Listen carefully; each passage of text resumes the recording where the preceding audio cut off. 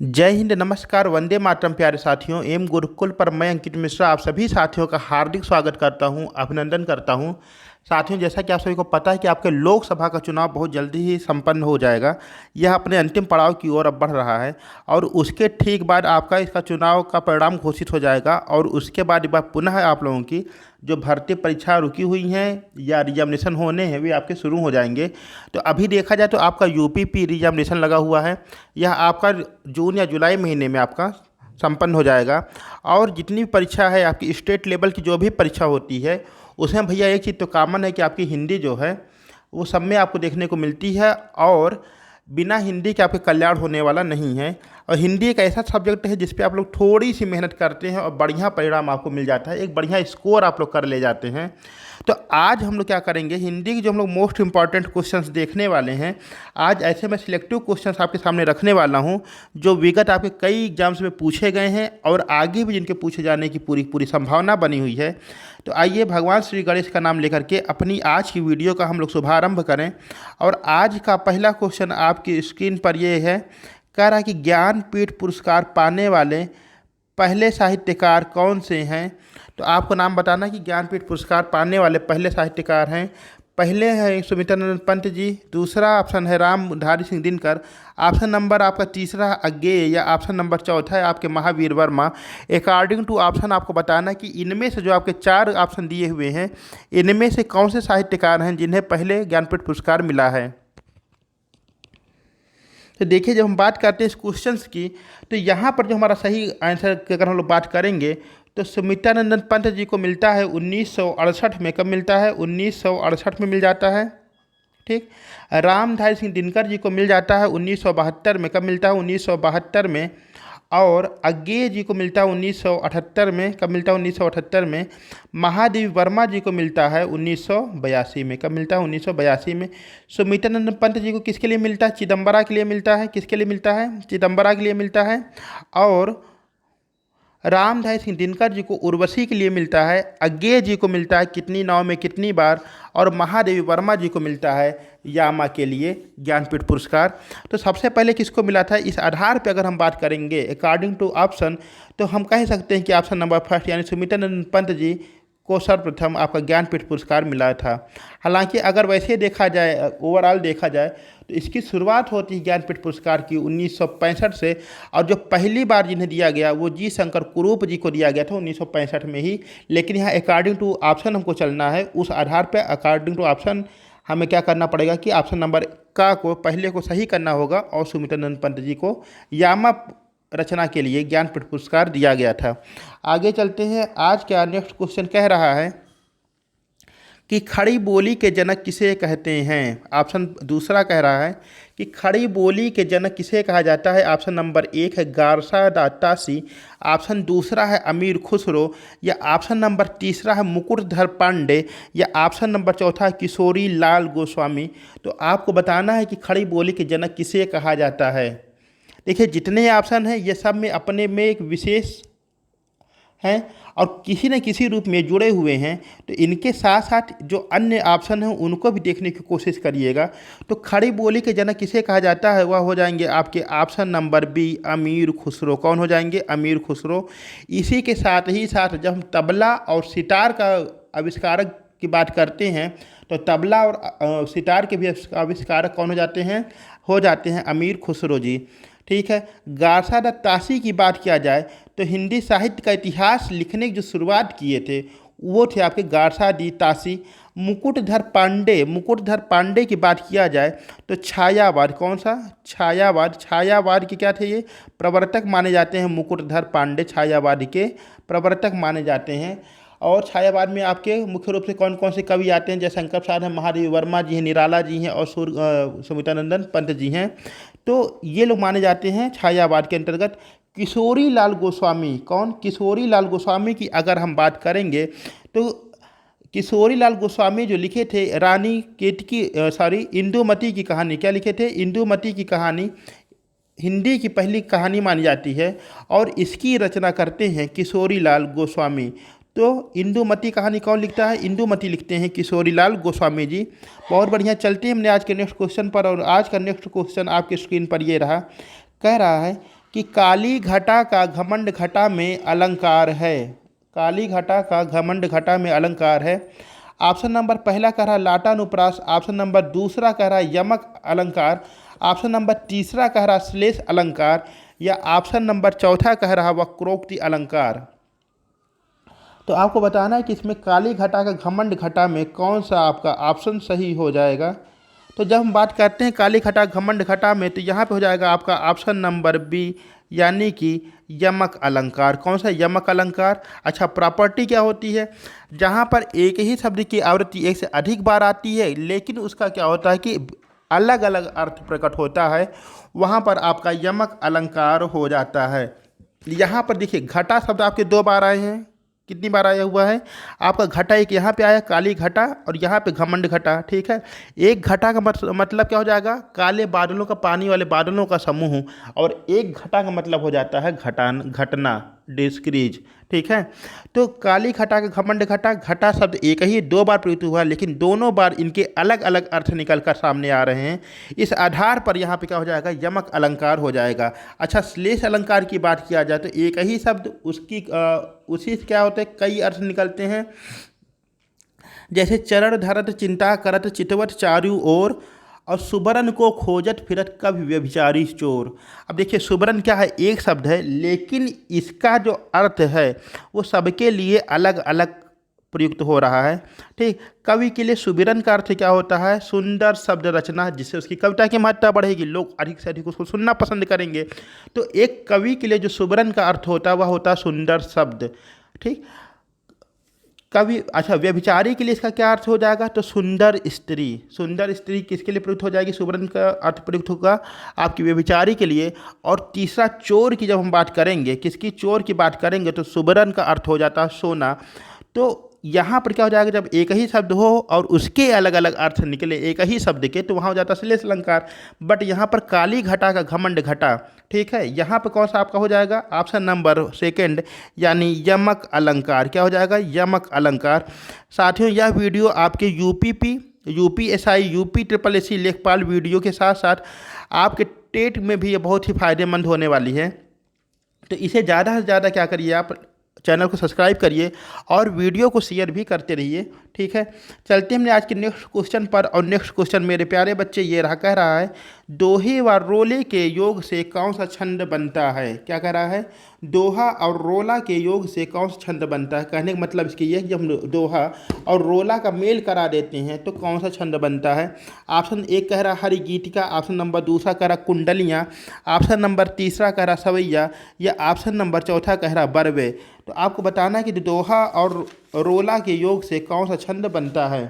ठीक है, तो देखिए अगर हम दोहा की बात करेंगे, किसकी बात करेंगे? हम दोहे की बात करेंगे। तो दोहा क्या होता है? अर्ध सम्माटी छंद होता है। कहाँ गया? ठीक है, इसके पहले और तीसरे चरण में, ठीक, 13 मात्राएं होती हैं। ठीक, और दूसरे और चौथे चरण में आपके 11 मात्राएं होती हैं। कभी कभी क्वेश्चन ये कहता है कि मात्रा की दृष्टि से दोहे का ठीक विपरीत छंद कौन सा होता है? तो हो जाता है आपका सोरठा। क्या हो जाता है? सोरठा हो जाता है। जबकि अगर हम रोला की बात करेंगे तो रोला एक सम मात्रिक छंद हो जाता है। कैसा छंद हो जाता है? एक सम मात्रिक छंद हो जाता है रोला। क्या हो जाता है? एक सम मात्रिक छंद हो जाता है रोला। ठीक, प्रत्येक चरण में इसके 24 मात्राएं होती हैं और 11 और 13 मात्रा पे आपके यति मतलब क्या? ठहराव होता है, ठहराव होता है। तो जब हम दोहा और रोला को मिला देते हैं तो जो हमारा छंद बनता है वह बन जाता है कुंडलियाँ। क्या बन जाती हैं? कुंडलियाँ बन जाती है। ऑप्शन नंबर बी हमारा करेक्ट हो जाएगा। कुंडलियाँ क्या है? विषम मात्रिक छंद है। इसकी जो पहली 2 पंक्तियाँ होती हैं वह दोहे की होती हैं और अंतिम शेष 4 पंक्तियाँ इसकी रोले से बनी होती हैं। तो इस प्रकार से हम कह सकते हैं कि दोहा और रोला को मिला करके बन जाने वाला जो छंद है वह आपका बन जाता है कुंडलियाँ। अब आपको ये बताना है कि छंद का सर्वप्रथम वर्णन कहाँ किया गया था। ठीक है, किस आपके शास्त्र में किया गया था। ठीक, चलते हैं आज के अपने नेक्स्ट क्वेश्चन पर। नेक्स्ट क्वेश्चन आपके स्क्रीन पर मेरे प्यारे साथियों ये रहा, कह रहा है, देखिए क्वेश्चन आ भी गया, कह रहा नाट्य शास्त्र के रचयिता कौन है? ऑप्शन नंबर 1 है मम्मट ऑप्शन नंबर 2 है आपका आचार्य भरत मुनि, ऑप्शन नंबर सी है आपका आचार्य विश्वनाथ, या ऑप्शन नंबर चौथा कह रहा है अभिनव गुप्ता जी। तो आपको बताना नाट्य शास्त्र के रचयिता कौन हैं। तो देखिए जो इसका करेक्ट आंसर बन जाएगा वह बन जाएगा आपका ऑप्शन नंबर बी। कौन सा? Option number B. Natya Shastra के जो आपके रचयिता हैं वह हो जाते हैं आपके भरत मुनि। कौन हो जाते हैं? भरत मुनि। और यहीं पर सबसे पहले आपके छंद का वर्णन किया गया था। तो very very most important question है आपके नाट्य शास्त्र के रचयिता कौन है, कई बार आपकी परीक्षा में पूछा हुआ, तो इसको एकदम कंठस्थ कर लीजिएगा कि नाट्य शास्त्र के रचयिता जो हैं वह आपके भरत मुनि जी हो जाते हैं। ठीक है, चलते हमने आज के नेक्स्ट क्वेश्चन पर। और नेक्स्ट क्वेश्चन मेरे प्यारे बच्चे कह रहा है कि गाल बजाना मुहावरे का अर्थ है। ठीक, ऑप्शन नंबर पहला है पिटाई करना, ऑप्शन नंबर दूसरा क्रोधित होना, ऑप्शन नंबर तीसरा है डींग हाँकना, या ऑप्शन नंबर चौथा है गाली देना।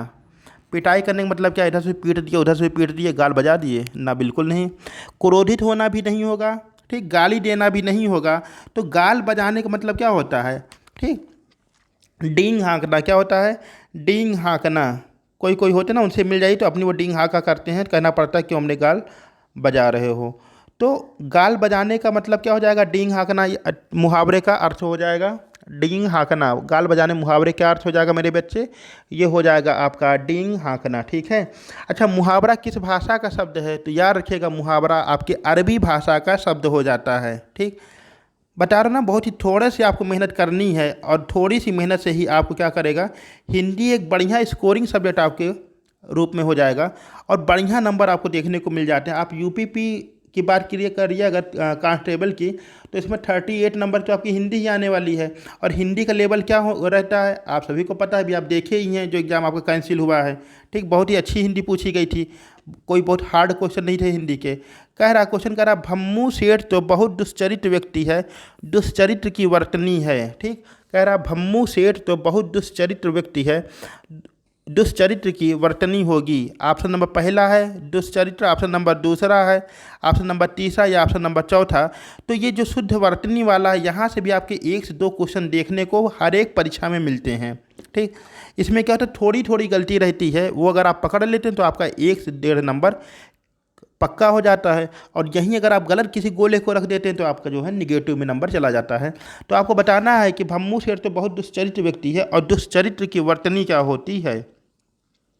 तो देखिए भैया, ये जो लिखा हुआ है ये आपका करेक्ट लिखा हुआ है, तो इस आधार पर कह सकते हैं कि ऑप्शन नंबर का दुष्चरित्र आपका ऐसे ही लिखा जाएगा।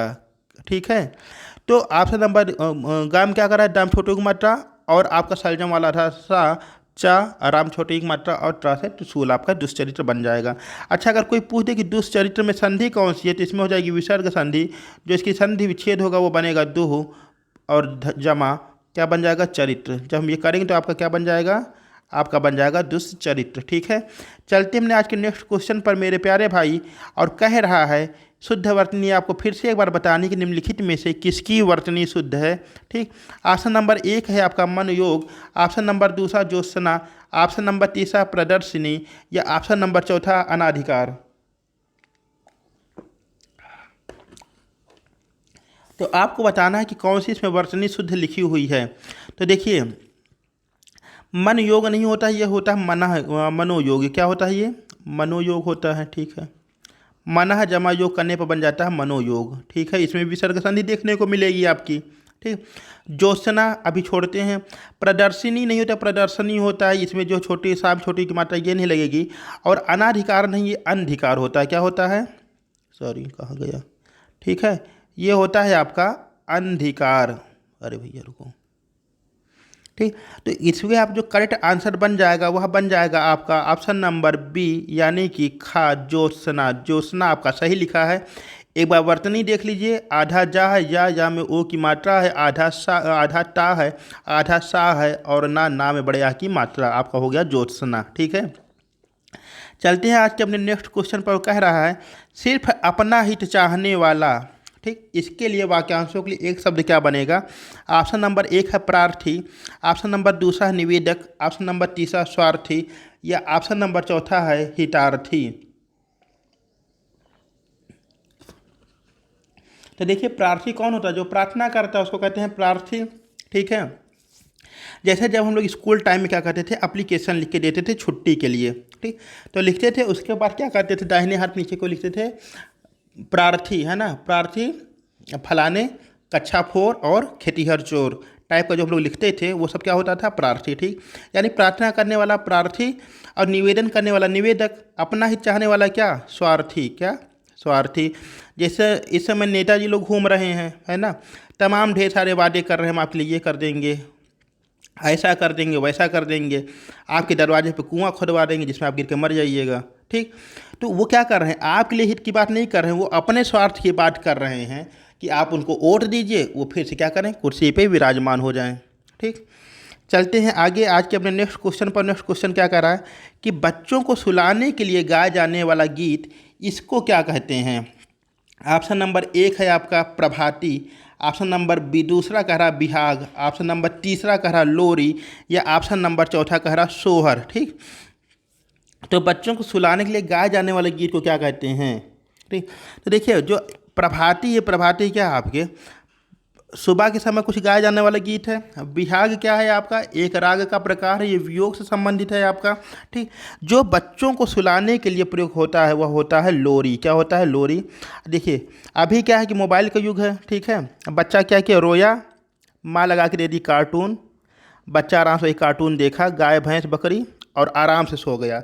पहले क्या होता था, पहले जब बच्चा सोता नहीं था रात में तो माँ लोरी गाती थी, चंदा मामा को बुलाना, तारों को बुलाना, घंटा 2 घंटा उसी में उसको करके जो है गाते सुनाते हुए सुला देती थी, तो वो कहलाता था लोरी। अच्छा सोहर क्या होता है, पुत्र जन्म के समय जो गीत गाया जाता है वो आपका कहलाता है सोहर, ठीक है। सोहर की चर्चा हम लोग यूपी जीके वाली क्लास में करेंगे, तो आपको वीडियो भी मिल जाएगी, उसमें आपको सोहर के उदाहरण भी सुनने को मिल जाएंगे, ठीक। तो आप लोग भी इसके साथ साथ यूपी जीके की भी वीडियो ज़रूर देखें, उसमें भी बहुत इंपॉर्टेंट क्वेश्चंस मेरे द्वारा ले आए जा रहे हैं, और जितने भी क्वेश्चन हैं भैया सबके सब किसी न किसी एग्जाम में पूछे हुए क्वेश्चन आपके सामने रखे जाएंगे, इतनी मेरी गारंटी है, ठीक है। चलते हैं अपने आज के नेक्स्ट क्वेश्चन पर, और नेक्स्ट क्वेश्चन कह रहा है कि देव भाषा कहलाती है। ऑप्शन नंबर 1 है हिंदी, ऑप्शन नंबर दूसरा पंजाबी, या ऑप्शन नंबर तीसरा मराठी, या ऑप्शन नंबर चौथा संस्कृत। तो आपको बताना देव भाषा किसे कहते हैं, ठीक। तो यहाँ पर हिंदी जैसे हम लोग प्रयोग करते हैं बोलचाल में, वो हिंदी हो जाती है। पंजाबी नहीं है, अच्छा मराठी है, और इसी को क्या कहते हैं, मराठी में एक भाषा होती है टपोरी लैंग्वेज। अच्छा पूरे मराठी में आपके टपोरी लैंग्वेज नहीं बोली जाती है, कुछ हिस्से होते हैं वहाँ पर जो है अपना उनका एक अलग तरीका कल्चर है बोलने का, उसको हम लोग टपोरी कहते हैं, ठीक। तो दूसरा जो है संस्कृत भाषा को हम लोग देव भाषा के नाम से जानते हैं, क्या जानते हैं, संस्कृत भाषा के नाम से जानते हैं, देव भाषा संस्कृत होती है, ठीक है। आजकल तो संस्कृत का आपका जो है प्रयोग कम होता जा रहा है, बहुत कम लोग मिल रहे हैं जो संस्कृत बोलने वाले या समझने वाले हैं, ठीक। अब देखिए भैया पंजाबी भाषा की लिपि क्या है, पहला देवनागरी, दूसरी गुरुमुखी, तीसरी फारसी, या ऑप्शन नंबर चौथा रोमन। तो आपको बताना पंजाबी भाषा की लिपि क्या है।